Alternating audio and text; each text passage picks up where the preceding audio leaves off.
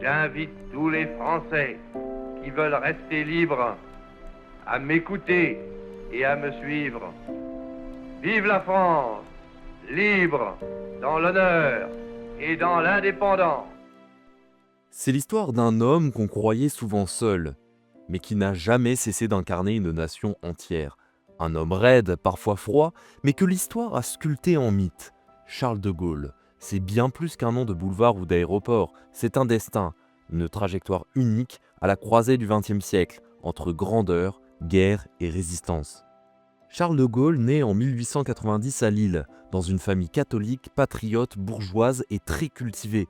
Il grandit à Paris dans une ambiance où l'on parle de Verdun, de Jeanne d'Arc, de Napoléon, entre deux lectures de Bossuet ou Péguy. L'éducation est rigoureuse. Le père, Henri de Gaulle, enseignant passionné d'histoire, forge chez Charles le goût de la grandeur et du devoir. Il entre à Saint-Cyr en 1909, prestigieuse école militaire. Là, il se forge une conviction tenace, la France est faite pour la grandeur, et elle ne doit jamais plier. Il en sort sous-lieutenant, direction l'infanterie. En 1914, la guerre éclate. De Gaulle part au front. Il se bat, est blessé et est capturé à Douaumont et passe 32 mois en captivité. 5 tentatives d'évasion sont à compter, toutes ratées. Mais ça ne l'empêche pas d'observer, de réfléchir et surtout de forger un regard critique sur l'armée française, qu'il trouve trop figée, trop dépassée. Dans les années 1920 et 1930, après la guerre, De Gaulle n'est encore qu'un officier moyen dans une armée conservatrice. Il publie des essais comme Le fil de l'épée qui deviendront des références en la matière.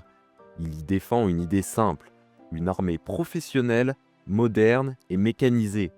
On le traite de rêveur, pire, d'agité. L'état-major l'ignore totalement. Néanmoins, les choses s'accélèrent rapidement, et le 10 mai 1940 sera véritablement le point de bascule dans la vie de Gaulle. L'armée allemande écrase tout sur son passage. La France vacille, le gouvernement est désorganisé. De Gaulle, promu général à titre temporaire, commande des blindés et tente une contre-attaque à Montcornet. Un succès symbolique, mais beaucoup trop tardif. Il comprend que la France est en train de perdre, mais il refuse la défaite. Le 17 juin, le maréchal Pétain annonce l'armistice. De Gaulle s'envole pour Londres et le lendemain, le 18 juin 1940, il parle à la radio de la BBC. Une voix grave, presque solitaire, il dit aux Français « La flamme de la résistance ne doit pas s'éteindre. Il vient de lancer la France libre. » Peu de monde l'écoute, encore moins le suit. Mais il est déjà d'ailleurs dans une vision à long terme. Depuis Londres, puis Brazzaville, Alger, Charles de Gaulle structure un contre-gouvernement. Il incarne la France libre face à Vichy, face à l'occupant, face à l'abandon. Il s'impose à la table des Alliés, sans jamais plier devant Churchill ni Roosevelt, ses principaux opposants, qui le trouvent arrogant et difficile. Mais il tient.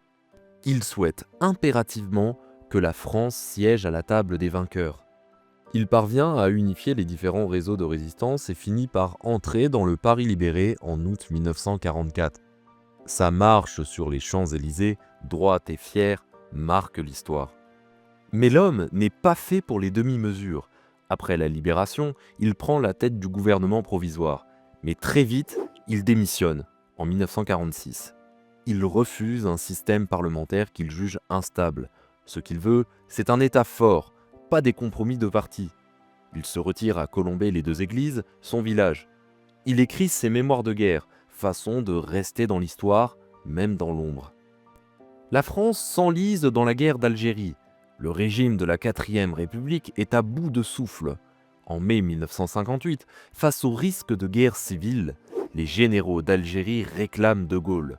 L'homme revient. À 68 ans, il reprend les rênes. Il fonde la 5e République, dote la France d'une constitution avec un président fort, élu au suffrage universel. C'est le retour du chef. Mais il surprend tout le monde. Lui, le militaire, va accepter l'indépendance de l'Algérie, après avoir tenté une dernière solution d'autodétermination. Il est insulté par les ultras de l'Algérie française. On tente même de l'assassiner.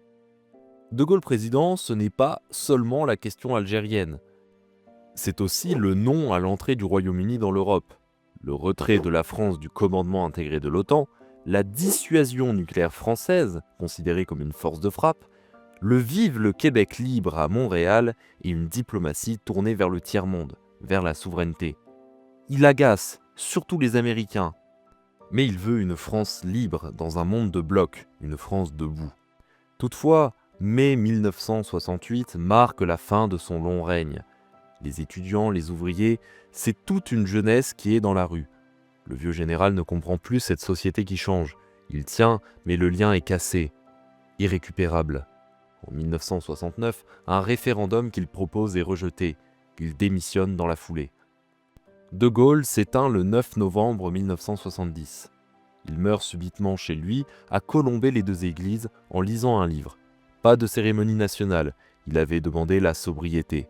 Mais la France pleure, le monde s'incline. En définitive, De Gaulle reste une énigme.